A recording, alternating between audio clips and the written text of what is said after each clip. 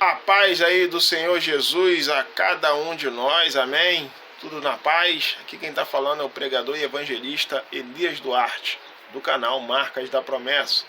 Resolvi fazer esse vídeo hoje aqui pela manhã, aproveitando que eu estou um pouquinho de folgado, né? Pela essa manhã, parte da tarde agora eu vou para cima dos trabalhos.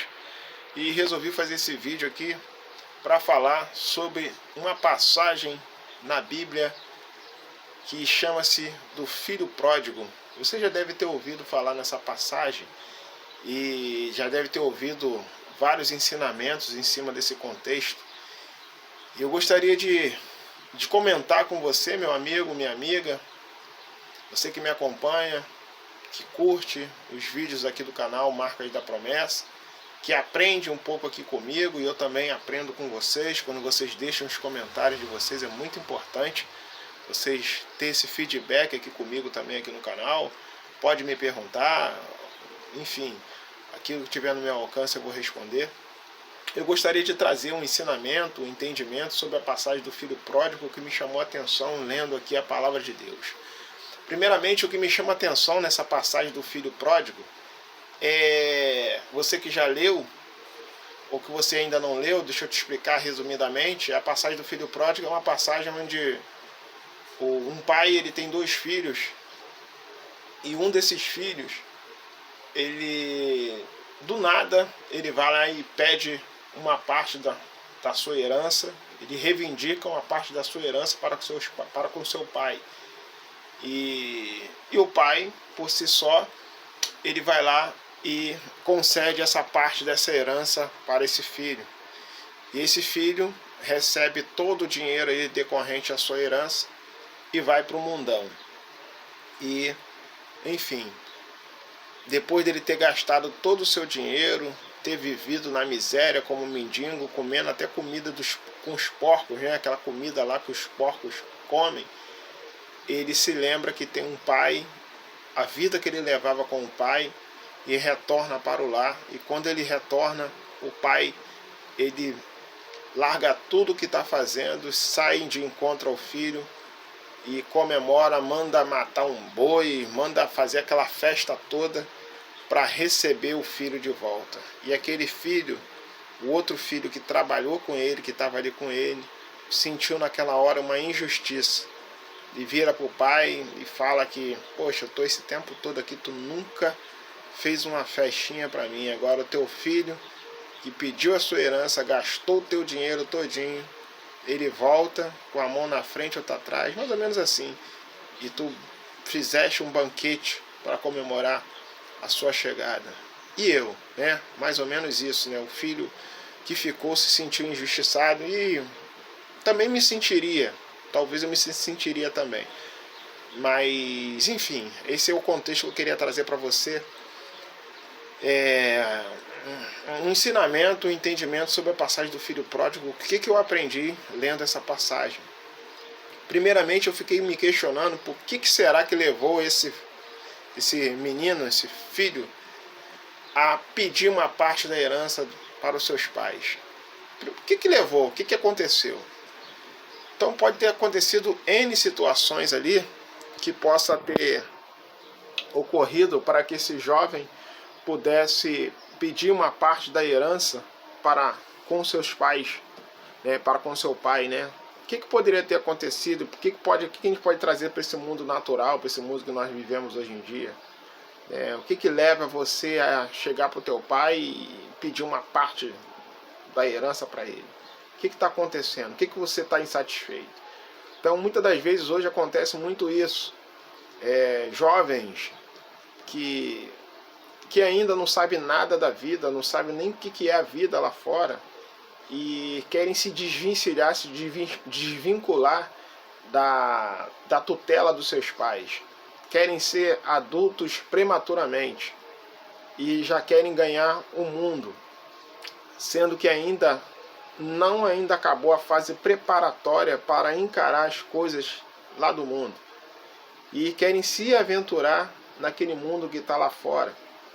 Então essa passagem do filho pródigo, ela me faz fazer essa reflexão sobre jovens que muitas das vezes estão insatisfeitos com a vida que levam em seus lares, porque o pai e a mãe, eles impõem algumas regras, algumas limitações, e esses jovens não querem aceitar essas limitações, não querem aceitar essas regras, essas normas, e acham aquilo chato, aquilo inconveniente, e quer ganhar o mundo, quer ganhar a vida.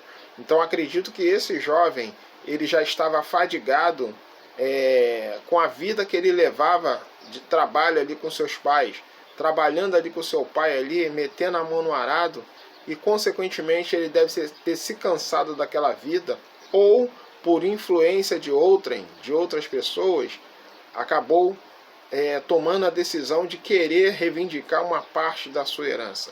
O que eu estou querendo dizer com isso para você, meu amigo, para você, minha irmã, que acompanha aqui as orientações aqui que eu entrego aqui nesse canal?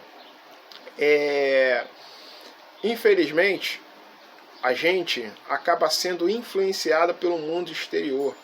A gente tem que tomar muito cuidado com aquilo que nos cerca, aquilo que a gente tem acompanhado, aquilo que a gente tem vivido.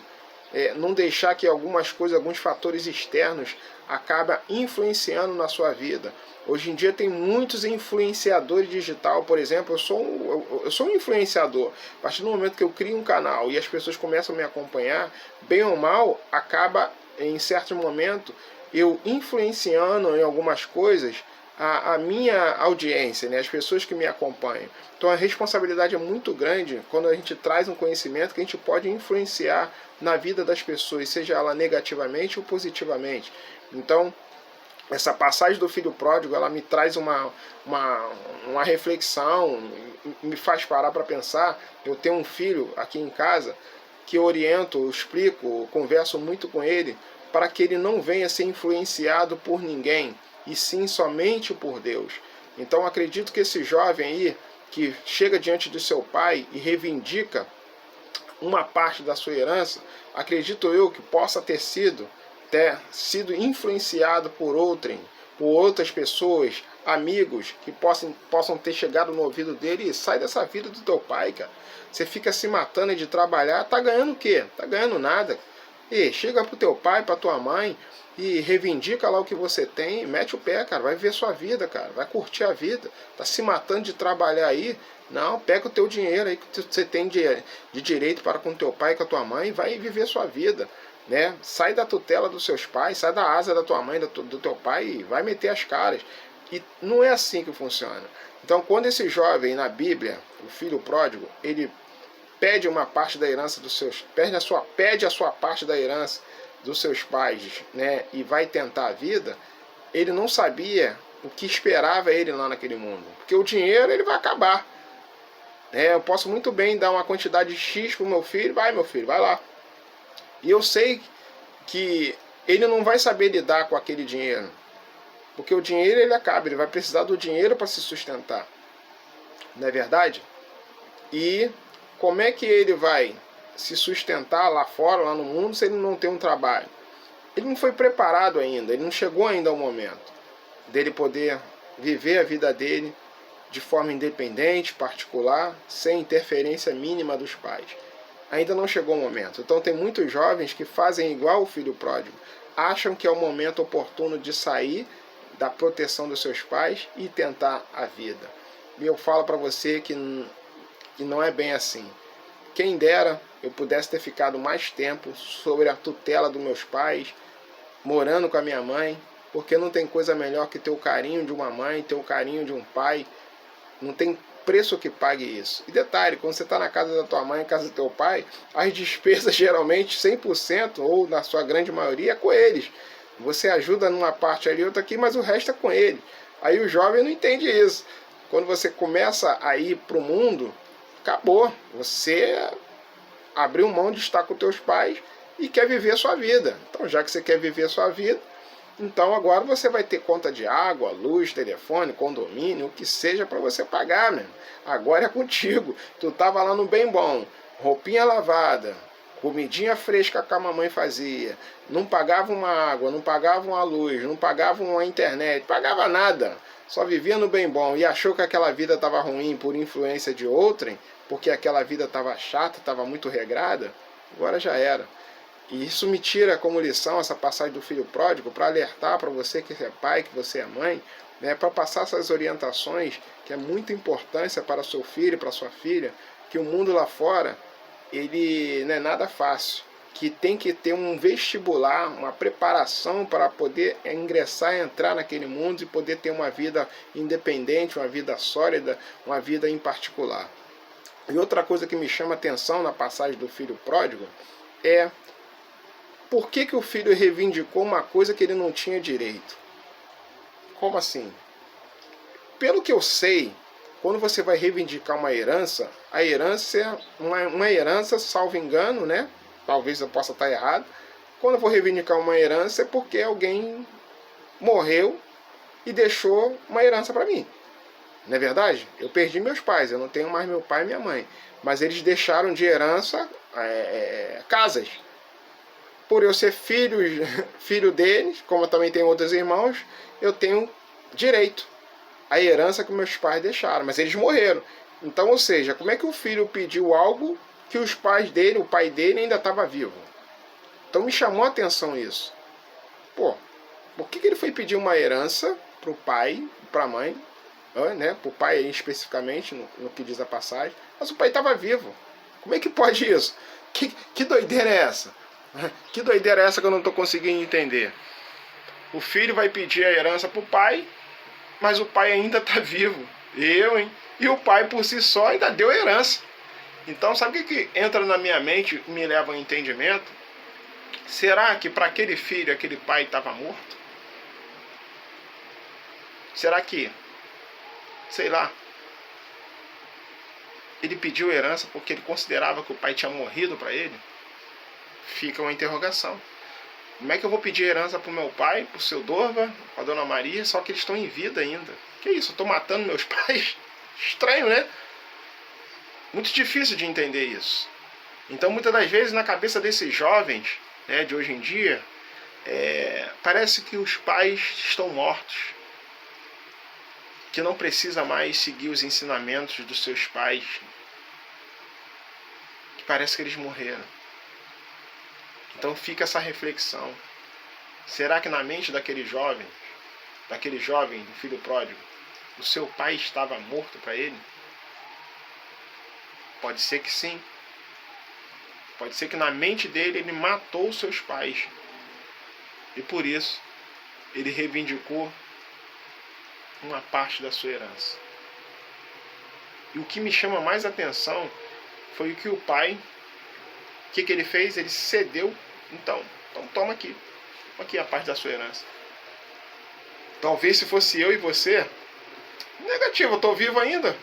O que você quer? Uma herança de uma coisa que eu estou vivo ainda. Como é que eu vou te dar uma herança? Estou vivo. Se eu tivesse morrido, tudo bem. Eu morri, estou vivo. Ei, vai plantar coquinho, rapaz. Não, mas o que o pai fez? Toma aqui. O pai, tipo premeditando assim, ó. Eu já sei que isso vai dar merda. Mais ou menos isso, pra gente entender melhor num português mais claro. Isso vai dar merda. Toma aqui, vai lá. Vai lá quebrar tua cara. Mais ou menos assim o pai falando, vai lá que eu já sei que ele vai voltar. Ele não sabe como é que é o mundo lá fora. Então vai. Então muitas das vezes, às vezes nossos filhos, esses filhos hoje em dia, querem tentar a vida, querem ir pro mundo. E às vezes a gente vai fazer o quê? Então, cara, toma aqui. Vai lá. Eu sei que tu vai voltar.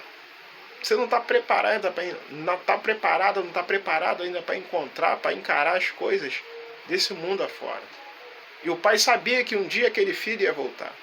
E o que mais me chama a atenção é quando o filho volta.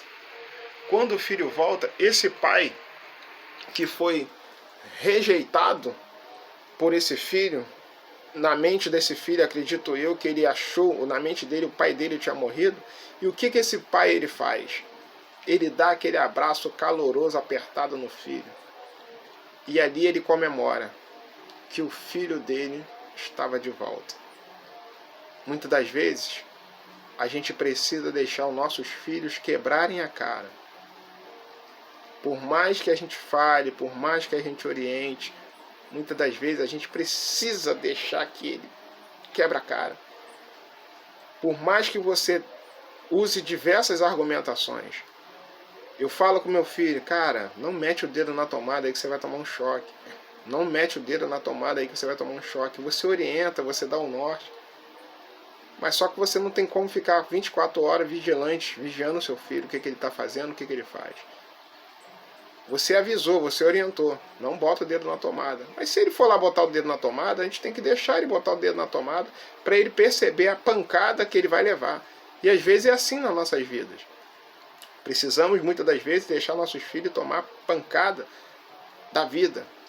A gente não quer, nunca a gente vai querer que um filho apanhe da vida, porque a gente sabe que é muito ruim. Porque a vida ela bate e bate com força. O problema não é apanhar da vida, é o quanto você aguenta apanhar. Aí que está a diferença. E nós, por sermos mais experientes, mais calejados, podemos dizer assim, você não quer que o seu filho passe por aquilo que você passou. Mas só que muitas das vezes eles fazem as escolhas dele.